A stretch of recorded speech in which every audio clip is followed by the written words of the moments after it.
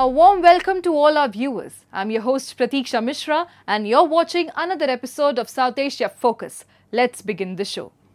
India is back in space after 41 years and this time it's not just a journey, it's the beginning of a new chapter. Group Captain Shubhanshu Shukla's successful arrival at the International Space Station marks a giant leap for India's human spaceflight ambitions.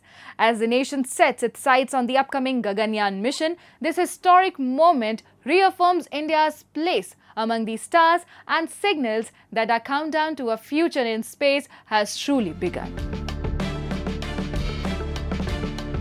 India has achieved a landmark in its space journey. Group Captain Shubhanshu Shukla of the Indian Air Force has successfully reached the International Space Station, becoming the first Indian in over 4 decades to do so. Flying as mission pilot on Axiom Mission 4, a private space flight organized by Axiom Space and launched aboard a SpaceX Falcon 9 rocket, Shukla's journey revives the memory of Rakesh Sharma's iconic 1984 mission and marks India's triumphant return to human spaceflight.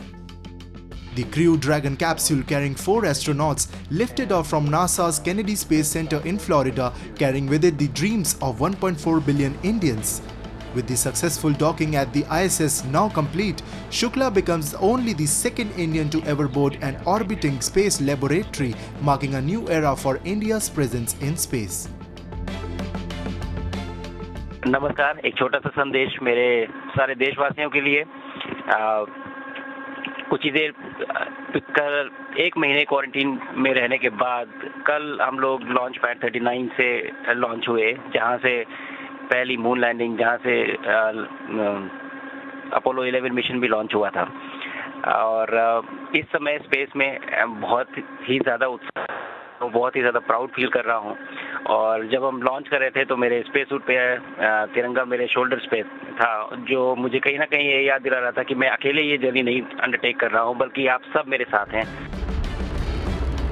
The rocket launched from Launch Complex 39A, the very site from which Neil Armstrong departed for the moon in 1969. Now, decades later, it is the launch pad for India's bold new step in space exploration. Joining Shukla on the 14-day mission are astronauts from the US, Poland and Hungary. Together, they will conduct around 60 experiments representing 31 nations, adding a strong scientific component to this historic mission. Back in Lucknow, Shukla's parents watched with pride and emotion as their son's dream took flight and docked successfully in orbit. बहुत खुशी है, बच्चे का जो है mission पूरा हो रहा। हम लोगों को बहुत अच्छा लगता है और दुआएं हैं, ईश्वर से प्रार्थना भी है कि उसका मिशन अच्छी तरह पूरा हो। इसके लिए हम सभी लोग, परिवार के जितने भी सदस्य जितने हैं, सब उसको आशीर्वाद देते हैं। धीरे धीरे ही आंगन में जड़ें निकलती हैं, जड़ों के बाद पत्ते निकलते हैं, शाखाएं फैलती, सब इधर उधर फूलता। उसी तरह से हमारा बच्चा हमारे आंगन में खेला, पढ़ा लिखा, बड़ा हुआ। उसने अपने हिसाब से अपना रास्ता चूज किया कि मुझे किस रास्ते पे जाना चलना है। Shukla's successful docking with the International Space Station has not only marked a proud moment for India but also laid crucial groundwork for the country's ambitious crewed space program, Gaganyaan. Experts opine his current mission will provide invaluable experience for future Indian astronauts and potentially even India's first indigenous space commander. I would like to mention that for us it's a very important day because very soon we are going to have the Gaganyaan coming up in 2029 or 28 or so.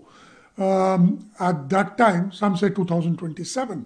At that time, he will be the only person who will be experienced, and he will obviously command the Gaganyaan mission. In fact, our whole team from ISRO, including the chairman himself, was there in NASA to guide the entire program, and there is an entire team over there still.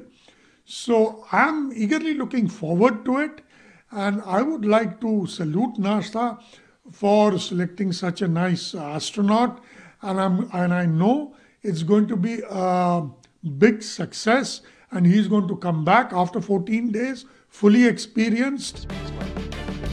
Now orbiting Earth aboard the ISS, Group Captain Shukla carries with him not just scientific objectives but the aspirations of a new India poised to enter the elite league of human spaceflight nations. His mission is more than a personal milestone, it's a signal that India's countdown to Gaganyaan and to a permanent presence in space has truly begun.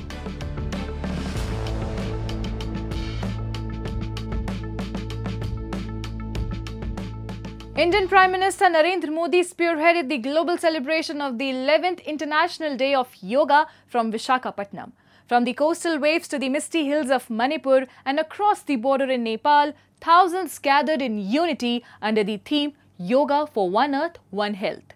This year's celebration not only set records but reinforced yoga's growing global resonance for wellness, harmony and inner peace.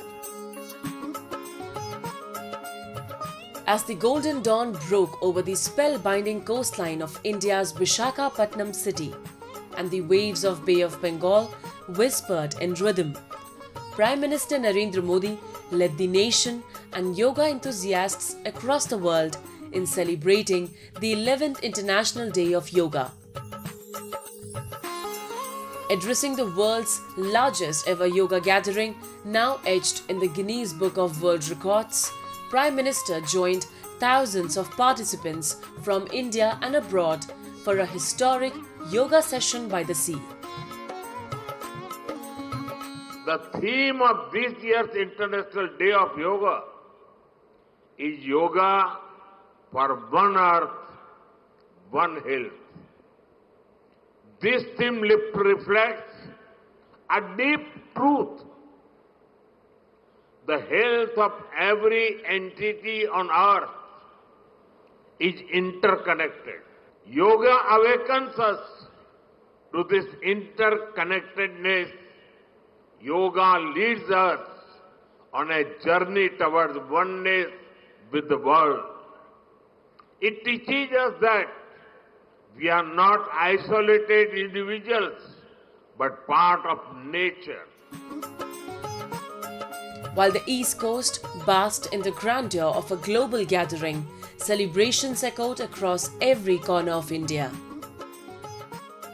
High in the peaceful hills of Manipur, where the clouds float close and the marching polo statue proudly stands, a symbol of Manipuri bravery and culture, the NCC cadets and officials gathered to celebrate the International Day of Yoga.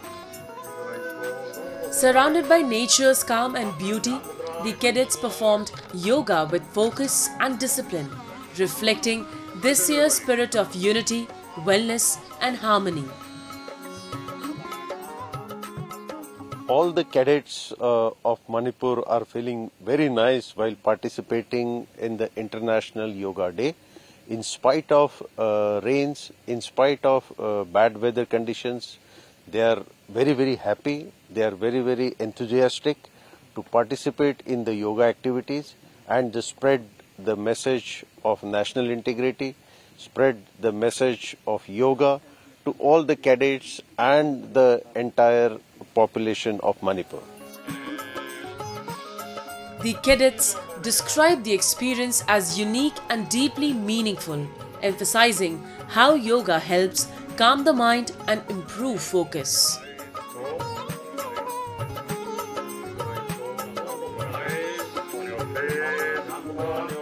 बहुत unique है उसने हमारे health को बहुत अच्छे से बनता है वो mentally health and physically health रहने का हमारा अच्छा बहुत है। हमें पता है कि योगा करने से हमारे जो बॉडी में फ्लेक्सिबिलिटी बढ़ती है और हमारे बॉडी को सुकून मिलता है योगा करने से, इसीलिए आज मैं योगा पार्टिसिपेट करने आई हूँ। Beyond India's borders, the spirit of yoga flowed into neighboring Nepal. Hundreds of yoga practitioners gathered at Narayan Chor Park in Kathmandu to mark the day. आज 11औं अन्तर्राष्ट्रिय योग दिवस नेपाल सरकारले आज एउटा नारा दिएको छ, एक पृथ्वी एक स्वास्थ्यको लागि योग महत्त्व अब जनजनमा पुगिरहेको छ। मैले बुझे अनुसार योग एउटा यस्तो हो तनाव शरीरलाई शान्त गर्ने, मस्तिष्कलाई शान्त गर्ने र मनलाई शान्त गर्ने एउटा व्यायाम शुभ बिहानीमा नै गर्ने एउटा योग हो। यसले नै हाम्रो जीवनको सुरुवात बिहानदेखि नै हुनेछ। त्यसैले योग गर्नुपर्छ र योगले नै एउटा समृद्ध समाज बनाउँछ भन्ने हामीलाई विश्वास लागेको छ। International Yoga Day was officially declared by the United Nations General Assembly in 2014, following a proposal by Indian Prime Minister Narendra Modi during the 69th session of the UNGA. The day aims to highlight the physical, mental and spiritual benefits of practicing yoga. Time now for Asia This Week, the stories from across the continent. The annual Rath Yatra of Lord Jagannath has commenced in full glory in Puri with the Grand Chariot procession already underway. Lakhs of devotees from across India and abroad have thronged the coastal pilgrim town to witness the sacred journey of Lord Jagannath, Lord Balbhadra and Devi Subhadra to the Gundicha temple. With the pulling of the majestic chariots having begun after the completion of temple rituals, the atmosphere is charged with devotion and celebration.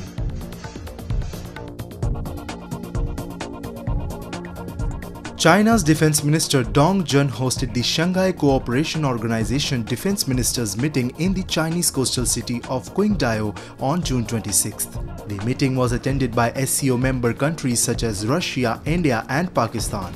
Iran's Defense Minister Aziz Nazirzadeh also attended the meeting on his first overseas trip since his country's war with Israel.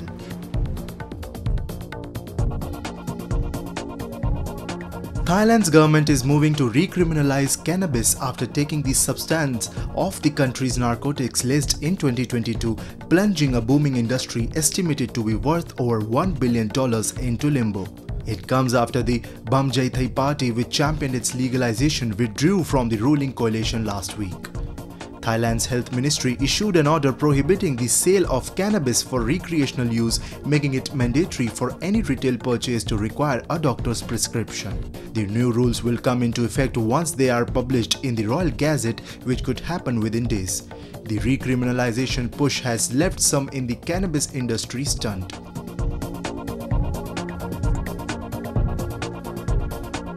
Islamic Revolutionary Guard Corps Commander General Mohammad Pakpour warned Iran's enemies against making any mistakes during an address.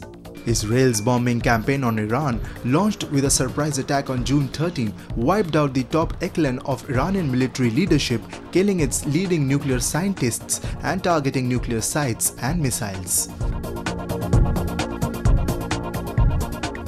Moving on. The plight of ad hoc government employees in Pakistan-occupied Jammu and Kashmir continues to worsen as hundreds rally in Muzaffarabad demanding justice. After nearly 2 decades of service without regularization, these workers now face the threat of job loss. Their demands are simple: recognition, dignity, and the rights owed to any long-serving public servant. Take a look. Ad hoc government employees in Pakistan-occupied Jammu and Kashmir are staging a sit-in outside the Central Press Club in Muzaffarabad, demanding regularization after nearly 2 decades of service. Despite years of dedicated work, they continue to be denied regular status, unlike their counterparts in parts of Pakistan. जो रियासती policy अपनाई हुई है वो सहूलियात नहीं, वसाइल नहीं, सिर्फ मसाइल हैं जिससे लोग दो चार होके कभी सड़कों पे आते हैं, कभी दफातर के आगे, कभी इस्लामाबाद तक. Many of the protesters are braving the scorching heat in hopes of securing basic job rights. They say their youth has been spent in service and now, facing job loss, their families are left with no future. कि ये कौन सी रियासत है, ये कौन सा कानून है, ये कौन सी हुकूमत है कि आज से 20 साल कबल जिस रियासत ने, जिस कानून ने, जिस हुकूमत ने, जिन अदारों ने इन मुलाजिमीन को भर्ती किया, इनको रिक्रूटमेंट की, इनको भर्ती किया, और आज 20 साल बाद इनकी जवानियां लेके जब ये कुछ बनने के काबिल थे, जब ये कुछ कर सकते थे, वो सारा टाइम आपने ले लिया, इस रियासत ने ले लिया। और आज 50 साल के करीब 45 साल 40 साल यानी हद उम्र गुजरने के बाद जब ये कुछ भी नहीं कर सकते, तो आप 20 साल बाद आपको याद आया कि ये गलत इनकी अपॉइंटमेंट हुई है, इनको फारिग करना है। मैं समझता हूँ कि जुल्म है, और कोई भी रियासत, कोई भी ऐसा कानून मैं समझता हूँ कि समाज के अंदर, इंसानी समाज के अंदर जो है वो काबिल कबूल नहीं है।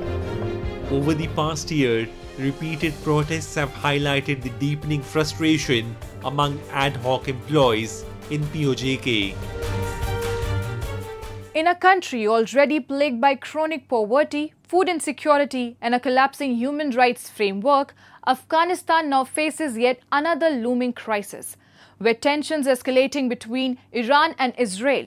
Threatening one of Afghanistan's key trade corridors, the Taliban-led administration is turning to Russia for food supplies. But while the leadership points outward, the true roots of the crisis lie within. A government that has failed to uphold basic freedoms, invest in long-term resilience or protect its own citizens. A report. After decades of conflict, foreign occupation, and now 3 years under Taliban rule, Afghanistan remains one of the most food insecure nations in the world. The collapse of the previous government in 2021 triggered not only a political vacuum but a deepening economic and humanitarian crisis. With majority of Afghans living below the poverty line, the country relies heavily on food imports, particularly from neighboring Iran, a lifeline now threatened by escalating tensions in the region.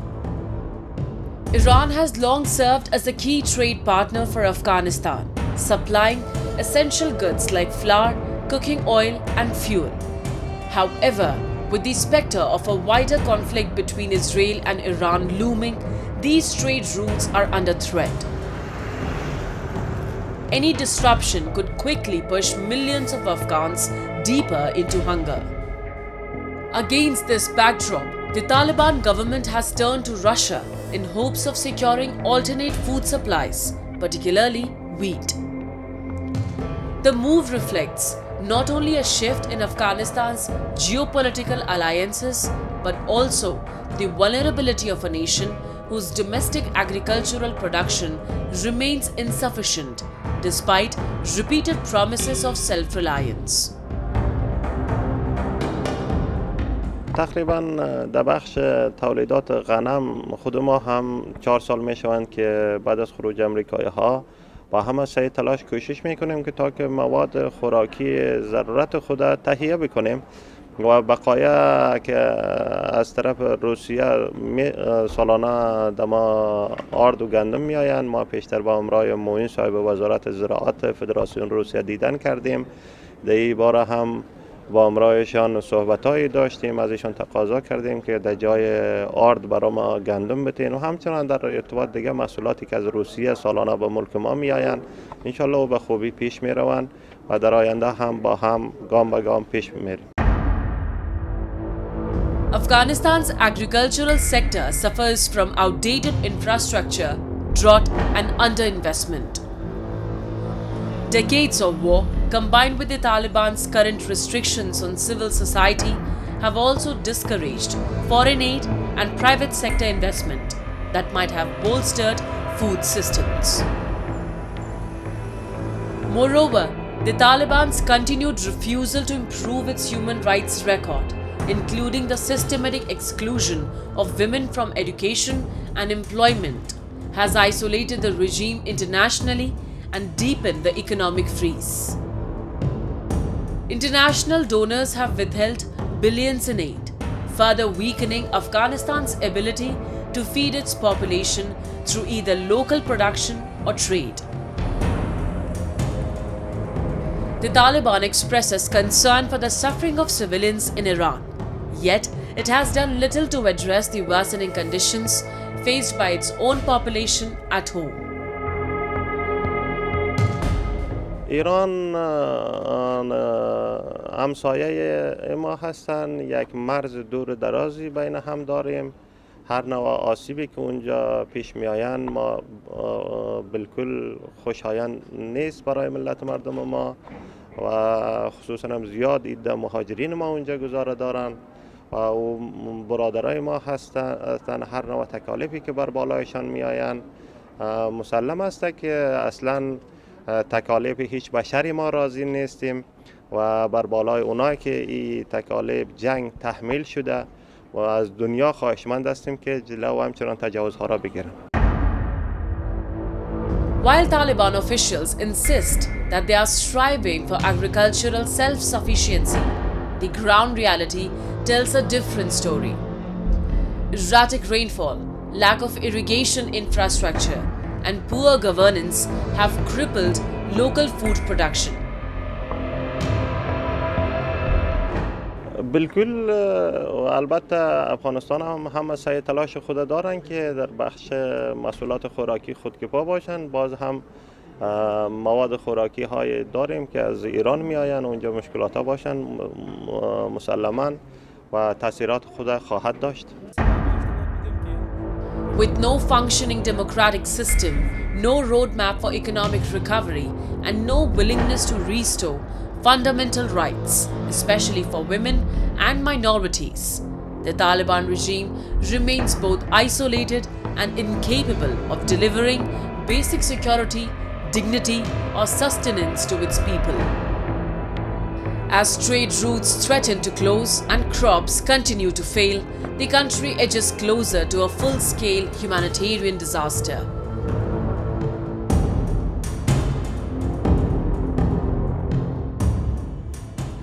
The Taliban looks to Russia for food, while Afghans look to them for accountability. And with that, we come to the end of this week's episode. See you next week. Till then, goodbye and take care.